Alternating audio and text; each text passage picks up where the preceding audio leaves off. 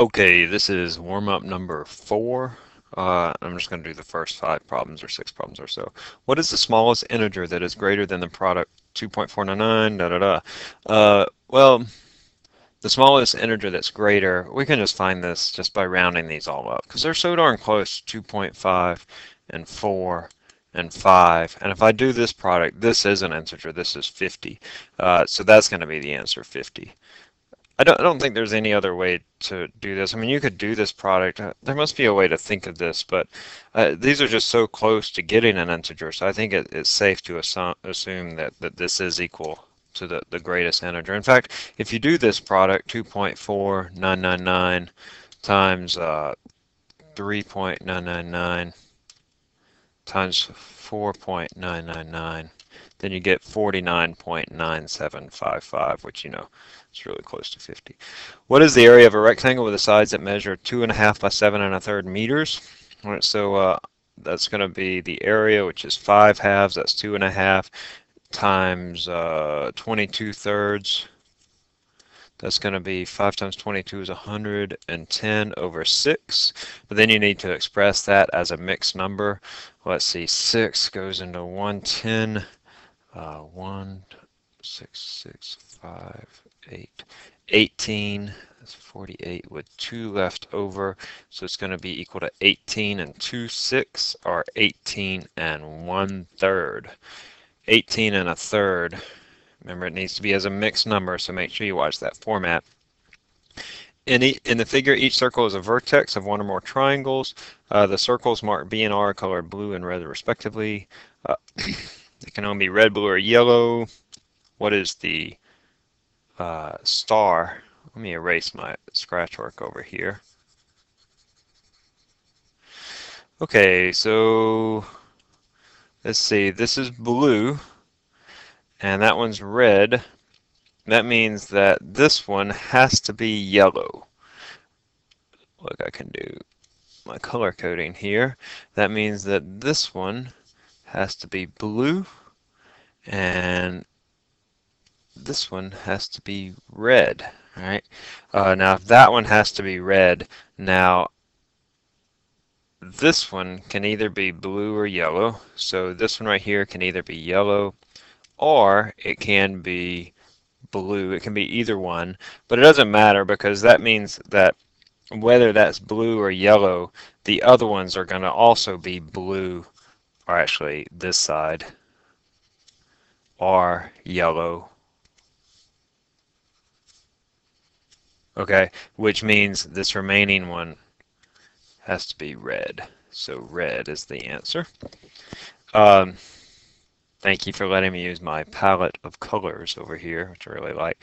The mean of the first 5 terms in an arithmetic sequence is 27, and the mean of the first 8 terms in the same sequence is 39. Okay, so our arithmetic sequence is going to look like this. It's going to be, let me go to a blank sheet. My arithmetic sequence is going to look like this. It's going to be A plus D plus, these are the first 5 terms. So this is my first term, this is my second term, A plus 2D. Or you don't have to think of these as adding together, but these are my first, second, third, A plus 4D, fourth terms, A plus 5D, that's my fifth term, and on and on. Again, you don't have to think of these as being added together. All right. So if I'm taking a mean, that means the sum of all the top terms, so the mean of these 5 terms is going to be 1, 2, 3, 4, 5A, 1D, 3D, 7D.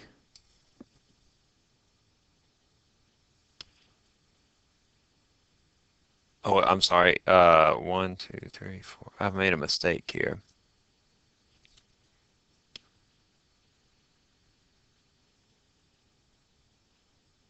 Hold on, let me pause for just a second. I'll see where my mistake is.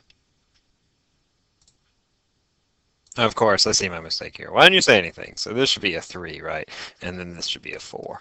All right, so I have, if I add up all these terms, these first 5 terms, I have 5A plus 10d. Now, A is the initial term, and then D is the difference between the first term and the second term. So, for example, if A was 1 and D was 2, my arithmetic sequence would be 1, 3, 1 plus 4, 5, 7, and on and on. All right, if A was 1, for example, and D was 2, and then this would be 1 plus 8, 9, on and on. So that's my arithmetic sequence.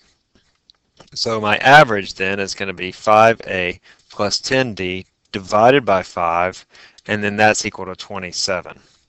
Now in a similar way, and I'll let you work this out, if you write the 6th, 7th, and 8th terms, you'll see that adding up the 8 terms, the first 8 terms of this sequence, are going to look like this. It'll be 8A, because I'm looking at the first 8 terms, plus 28D, in a similar way, because I'll have 5D, 6D, 7D, add up those first 8 terms, divided by 8, that is going to equal to 39. All right, so I can simplify these two equations. 5A plus 10D, that's going to be A plus 2D equals 27. And then 8A plus 28D, that's going to be A plus 7 halves D equals 39. Now, I can do like I did before, where I subtract one of these equations. I'm going to make this one negative, and that means these cancel out. I get 7 halves minus 2. Let's see, that's 2.5 minus 2. No, I'm sorry.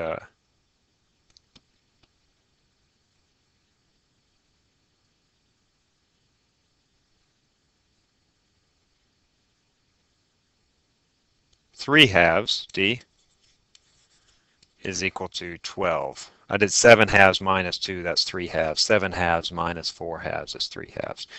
Okay, and then I solved this for D. So D is equal to, and that's going to be my answer, 12 times 2/3, 24 over 3, or 8. And that's my answer. All right. There might be an easier way to do this, but I'm not sure if there is. But the answer here is 8. What's the minimum number of people that must be in a room to guarantee at least that one person has a birthday whose date is a single digit, assuming that no two people have the same birthday? Okay, so first of all, there are 366 days in a non-leap year.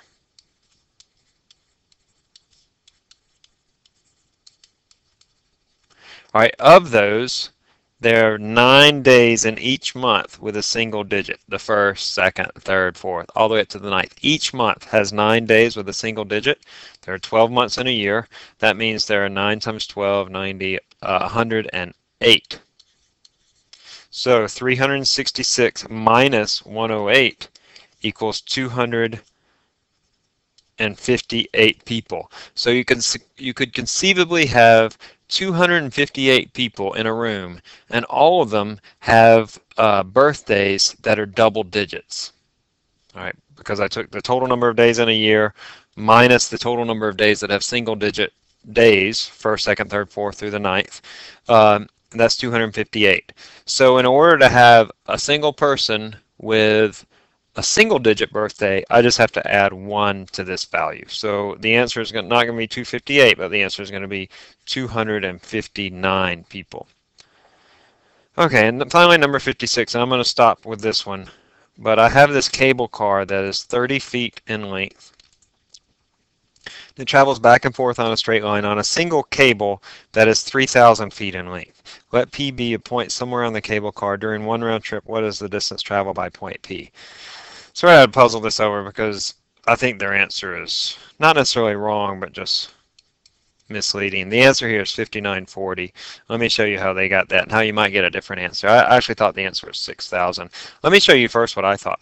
So my thought was this is the cable, right? This runs above the cable car, and then the track looks like this. Let me do the track actually in a different color. So there's the track. I have the cable and the track. And then our car runs like this, and it has a cable attached to it.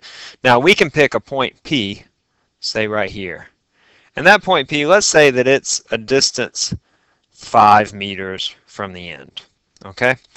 That means that here, I'm a distance, if I call this my origin, 0, then here I'm at distance -5. The point P is at -5. And then it travels all the way down here so that it's right here. That means that I've traveled to a distance here. Now at the very end, this is 3,000, so this is 2995. So this point P has traveled 3,000 feet, which is the total length of the cable. And so if it makes a round trip, it's going to be 6,000 feet. Okay, but that's not what they got. In fact, it's a little misleading because actually in the problem, what they really mean is that the track is 3,000 feet.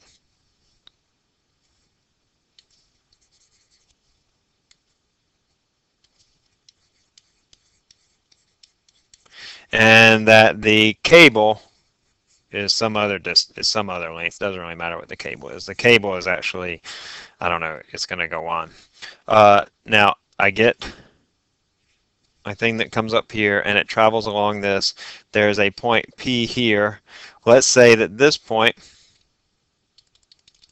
we'll call this our origin at 0.